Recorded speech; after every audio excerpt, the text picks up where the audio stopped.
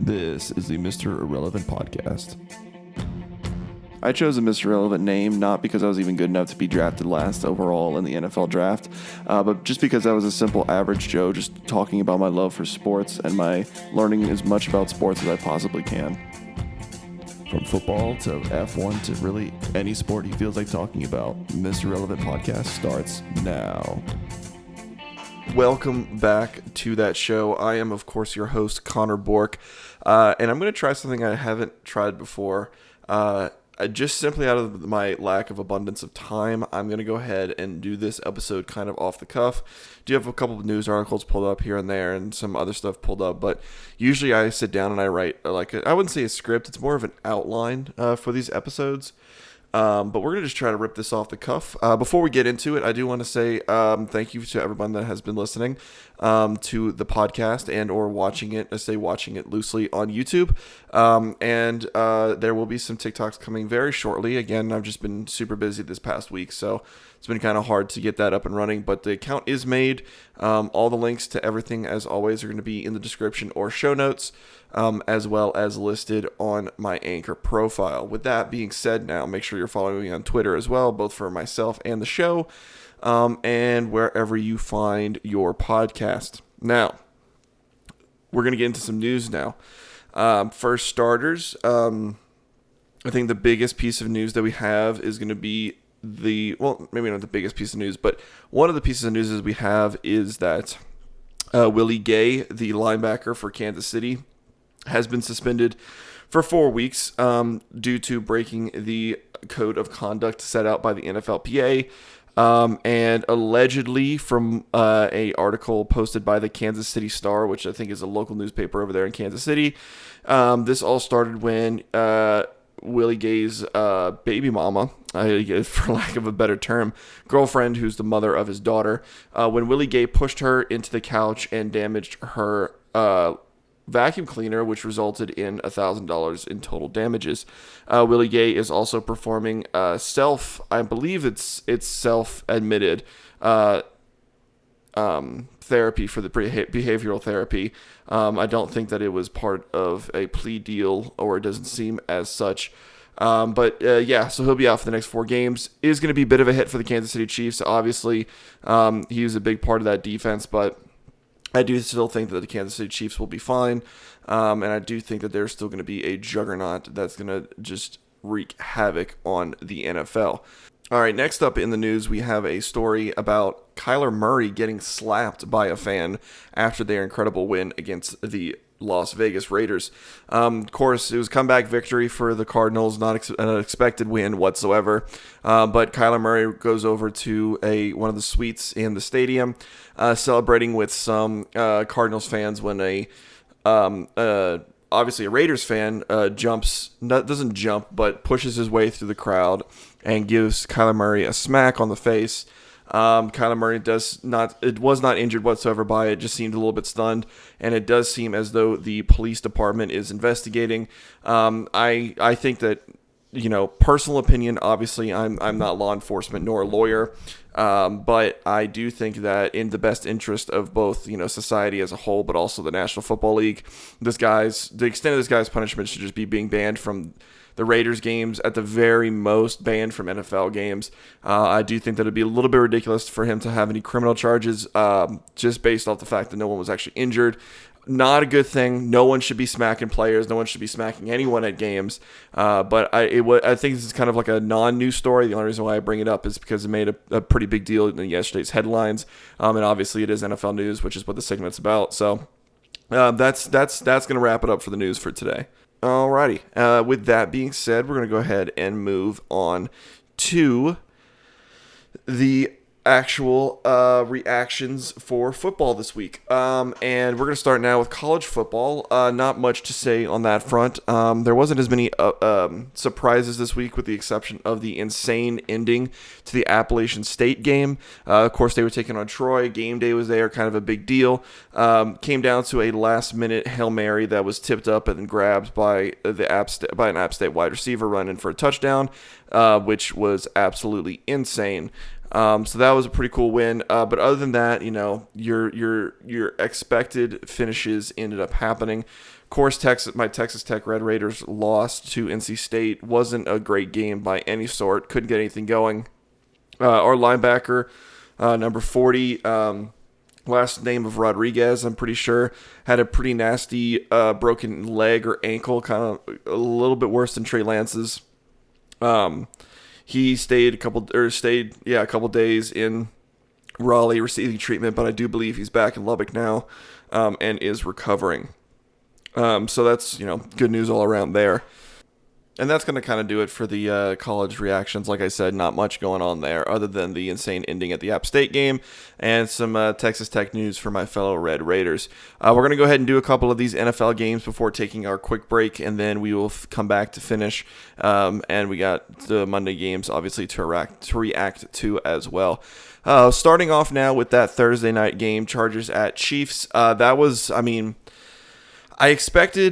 don't know what I expected. The Chiefs looked at the Chargers number the whole night. Of course, Justin Herbert, do believe he has some cracks in the cartilage in his ribs, which is unfortunate for him. Hopefully he won't be out for too long, if at all. But both teams look great. The Chargers just didn't look like they could get anything going. The Chiefs, while they were the Chiefs, they did play a little bit, I wouldn't say more boring version of their football, but they definitely were not the high-flying offense that we saw in the first game. But Patrick Mahomes did what he had to do. I have always been a proponent that saying that a quarterback is a game manager is not a slight. It is actually a compliment. And I think in this game, Patrick Mahomes showed that he can manage a game. And, the Chiefs ended up winning. Chargers almost made a comeback there at the end, but I think everybody kind of expected that it was too little too late. But Chiefs come out of that with a big win. And it was a pretty entertaining Thursday night game. Now, aside from the actual game itself, Amazon. Love the idea of the games being on Amazon. Wish I would have known about the stat. There was a angle that you could pull up that almost looked like Madden stats, like they had the names and stuff like that, and a little bit more data. That was still the original commentary. I wish I had found that because I think I would have enjoyed watching that. Don't know if I'll be able to catch the Thursday night game this week because of some other obligations I have outside of the podcast, but we'll have to wait and see on that front. But hopefully in the future I'll be able to check that out. But anyways, Amazon. I have fantastic internet. 1,000 up, 1,000 down, or damn near close to it. And I do agree that I need to wire my Apple TV. I need to put an Ethernet to it. I just have to run it through the attic to do so. So I'm kind of putting that off. But the game. So I'd say first half. I'll be a little bit generous. First half, quality was great. Get to halftime. Second half, I couldn't see a damn thing. It was so grainy. It was so staticky. I could not see a damn thing. I would restart the app. Same thing. I restarted my Apple TV. Same thing. Everything else was loading just fine, but the game was just terrible. I did see a lot of some people saying that as well. Some people were having audio issues. I didn't really have audio issues. Well, I guess I don't know if I had audio issues because of how bad the image quality was. I did put a tweet out, but and Amazon customer service responded to the tweet, which I found was hilarious. But hopefully that's something that I can get fixed if it is on their end, and hopefully it's something that I can get fixed if it was on my end. But I there was some growing pains, but I think Amazon's going to be a good thing for the NFL. The memes of the older people trying to figure out how to work Amazon Prime, I thought was hilarious. But yeah, overall it was alright. Game was great. Image quality not so good, but everything else was pretty cool. Moving right along, we'll do a couple of these Sunday games before taking our break here. The Jets, oh my god. The Jets at the Browns. Brown of the Elves debut as being the center field logo for the Browns stadium. And the Jets waltz in and, beat them. I was under the impression that the Jets were going to be a decent team this year, and they are. But with that being said, I don't think but then Zach Wilson goes down, and, struggled in week 1. Joe Flacco looked like Super Bowl Joe Flacco. I literally ripped into him the last episode. I don't know if it was the last episode I did or the reaction to last week, but yeah, Joe Flacco is going to be aight for the next 2 weeks. Garrett Wilson, dog. Could have told you that one from day one. Went to high school with the guy. Got to see him perform at the high school level. Was insane in high school. I was literally telling a classmate of mine in class the other day that like for the first 2 years of high school for me, Friday nights were me just showing up to the games and watching Hudson Card say, fuck it, Garrett Wilson's somewhere down there, and throwing the ball up and he'd catch it. So, he was faster than everybody, run better routes than everybody, stronger than everybody. It was just insane to watch. And I'm so glad that he's having success in the NFL. It makes me truly happy. But yeah, I mean, big comeback win. I mean, how do you recover an onside kick is my thing. In today's NFL, how do you recover an onside kick? Who really knows? And as a lot of people have already mentioned, they did break the streak of 2053 or something like that games where a team that is down by like 14 or more with 2 minutes to go, or 17 or more, whatever it was, would come back and win the game. They did that thanks to an onside kick. Insanity.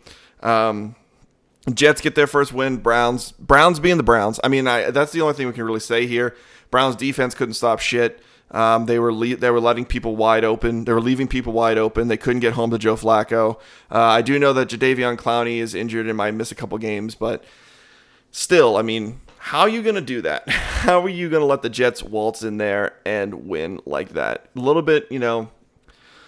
bit disappointing if you're a Browns fan, but I think that for the Jets fans, it's really promising. Moving forward here, especially if, a team like the Browns that's been hyped up as much as they have can, if they're going to be as good as they're supposed to be, then I think the Jets fans, you have some stuff to look forward to. Just realized I forgot to mention, I predicted Thursday night correctly.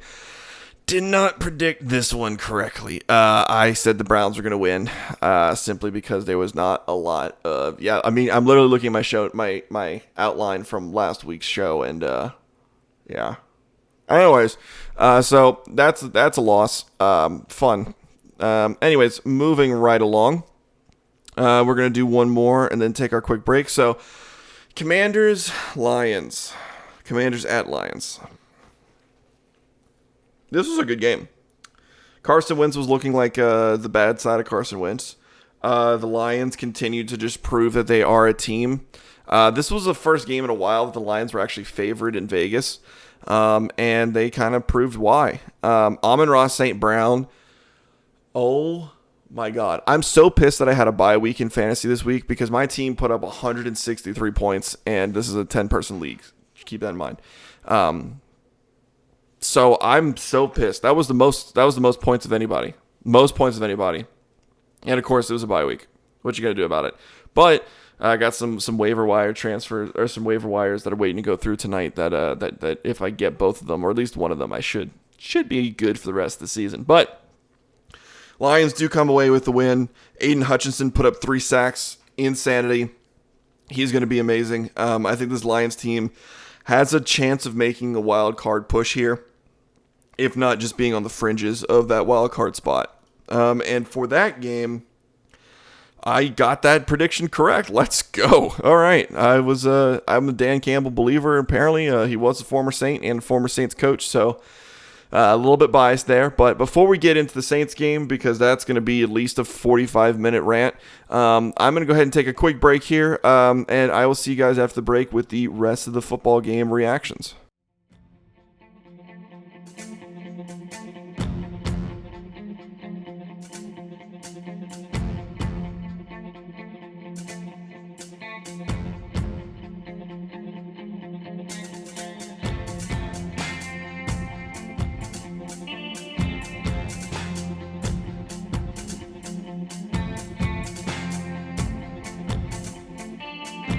Alrighty, welcome back to the show. Don't forget to drop us a follow on all of our social media platforms linked down below, either in the show notes if you're listening to this on one of the audio platforms, or in the description if you're listening to this on YouTube. Also, all of our links to absolutely everything, with the exception of our TikTok, can be found on our Anchor. TikTok link is always going to be in the description of all of our shows. With that being said, it's time. We need to talk about the Saints-Buccaneers game. The Buccaneers at the Saints. Okay. For about the first 3 quarters of this game, it looked to be like your average slog fest between the Buccaneers and the Saints. Just low-scoring defensive game. Through the first 3 quarters, there was only 6 points in total scored on both sides. Field goal for the Bucs, field goal for the Saints. Then in the fourth quarter, some zebra bullshittery was shown once again. There was a pass that was incomplete. Tom Brady threw it downfield looking for Scotty Miller. Scotty Miller was out of bounds, therefore rendered ineligible and did not make the reception. Bruce Arians, former head coach, now more of a front office dude, as being described by the Tampa Bay Buccaneers, was on the sideline when he started chirping at Marshawn Lattimore, who was in coverage on Scotty Miller. Then Tom Brady, poster boy for the NFL, GOAT, as many people would put it, multiple time MVP, Super Bowl champion, Super Bowl MVP, Pro Bowler, All-Pro, Tom Brady. Possibly new bachelor, but we don't know much about that, really. It's just all speculation and rumors. Comes up to Marshawn Lattimore, gets in his face, starts talking shit. I am all for players talking shit to each other. Talk as much as you want. Leonard Fournette comes over, kind of pushes Marshawn, not really aggressively, just pushes him away, trying to break up the fight, protecting his quarterback. I'm okay with that. Mike Evans then comes from the bench and blindside just demolishes Lattimore. That was uncalled for. This happened also in 2017. And listen, yes, protect your quarterback. But what Mike Evans did was escalating the situation way beyond what it should have been. I'm a little biased, obviously, because I'm a Saints fan. But all the sports shows that I've watched hints that fight have agreed with me on that situation. What happens next is the referee bullshittery that I'm referring to. Obviously, flags fly, benches clean out, whatever, fight, they break it up. They then eject both Mike Evans and Marshawn Lattimore. I get it, right? It's always the guy that get hit, that throws the second punch that gets punished. But the problem is that Marshawn didn't throw a punch. There was no retaliation on Marshawn Lattimore's part. It was all talk until Mike Evans came in. So why did Marshawn Lattimore get ejected from the game? Mike Evans also got ejected from the game. Let's be clear here. He definitely should have been. That was expected. But why was Marshawn Lattimore ejected from the game? Especially because that was New York that was called in. That New York, all these reviews for these kind of fights go to New York and then get bounced back. So why did New York decide to eject Marshawn Lattimore as well? Listen, I'm not saying anything. I'm not going to say any wild conspiracy theories that might be out there, but I'm just saying, think about it. That's all I'm going to say. Just think about it. My dad's been doing a lot of thinking about it for the past, how long has the Saints been around for? Listen, I'm not going to say much more, but yeah, there's a history to this. And as a Saints fan, I feel pretty confident in saying that. And that's what we're going to leave that at. Bucs go on and to get the win, 20-10. Jameis gets bored of playing boring football and just starts saying, just looks like Tampa Bay Jameis. And I'm concerned about the Saints' future now. But that was the Buccaneers. They are going to be down Akeem Hicks because he has plantar fasciitis. So T's and P's to him. Hope that he can recover quickly. But yeah, that was a difficult weekend for me as a Louisiana sports fan. Raging Cajuns lost. Of course, my new school, Texas Tech, lost, and the Saints lost. It was a rough weekend. But with that being said, we're now going to move on. It's now week 3. We're going to react to the rest of the games, move on to week 3, post some TikToks, post some YouTube shorts, be happy with ourselves. Hopefully. All right. Panthers at Giants. Giants go on and get the win. Baker Mayfield, I'm starting to get concerned about him. I wouldn't say I'm getting concerned about him because it's only week 2. He didn't get a full training camp with the Panthers. So, we'll have to wait and see on that front. I do think that the Panthers maybe are not the team that we thought they were, but I do think they're going to be a late bloomer. They're going to have some better opportunities down the road, and I think they'll capitalize on them. Giants are 2-0. That's something I did not think I'd be saying at any point during this first season of this podcast. But the Giants are 2-0. Quite impressed by their game. Brian Daboll proving once again why he deserved to be a head coach.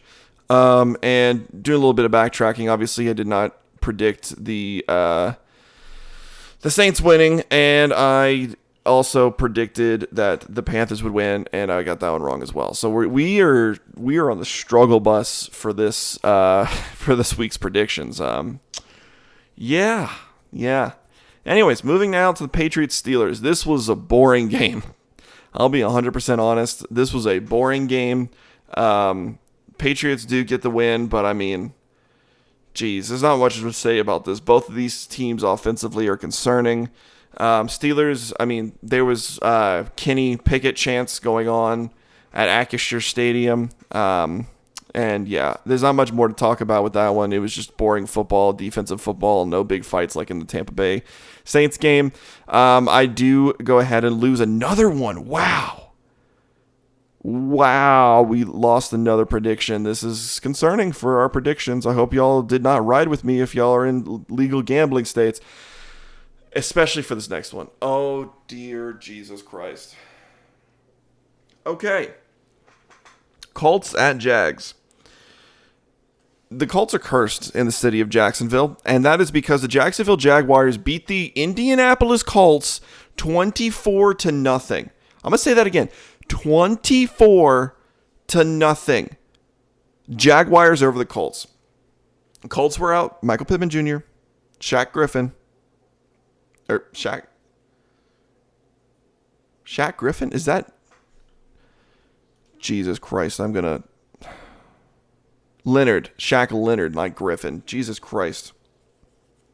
Shaquille Leonard and DeForest Buckner. Offensive line, though, looked terrible. They couldn't get JT going. Trevor Lawrence looked incredible, though. So, there's that. Jags... proven maybe that they're a team. The AFC South, Jags are number 1 in the AFC South. The AFC South's combined record is 1-5-2. The fuck is that? Like what? Or is the AFC South the new NFC East? More on that in a moment. Ooh, Dolphins Ravens. That was a good game. I did get this prediction right. Almost didn't, but did. Tua Tagovailoa. He's here. I mean, that's all I can say. Jalen Waddle, Tyreek Hill, both over 150 passing yards and 2 touchdowns. Mounted an insane comeback against the Ravens. I mean, Lamar Jackson had a perfect passer rating. Lamar Jackson broke Michael Vick's record for 100-yard rushing games. Lamar Jackson had a 75-yard touchdown throw and run in the same game, which I believe is a record. Like, the Ravens choked this one. Let me be more clear. The Ravens defense choked this one because Lamar Jackson had a perfect game. I mean, going into the half, the Dolphins were down 28-7. And then they come back and they score 7 in the third quarter and 28 in the fourth to win 42-38. Like I said, got the prediction correct. Ravens defense needs to step up the game. Dolphins move to 2-0. Falcons at Rams. I didn't catch this game, but I mean, I did see the memes. At one point, the Falcons were up 28-3, or yes, down 28-3. Sorry, and they mounted a bit of a comeback, but in the end, it wasn't. It ended up not being good enough. They lose 31-27. They move to 0-2. Rams move to 1-1. Rams look to still be struggling, but hopefully they can get this figured out sooner rather than later. I do believe that I got this prediction correct. I did, but obviously I was hoping that it would be a bit of a blowout, or I was thinking so at least. And of course, it does look like Jalen Ramsey is back as he snagged an interception in the end zone. I did see that. Moving now to Seahawks at 49ers. Before we get into this one, I do want to say I hope Trey Lance has a very successful, very speedy recovery. Broke his ankle at the beginning of the game. I did see his Twitter and Instagram posts saying that he had a successful surgery and is feeling good. So hope that he can come back better than ever. But this is why the 49ers kept Jimmy G. I mean, they beat the Seattle Seahawks very convincingly, 27-7, even though they were out a couple pieces. Like I said, they were out.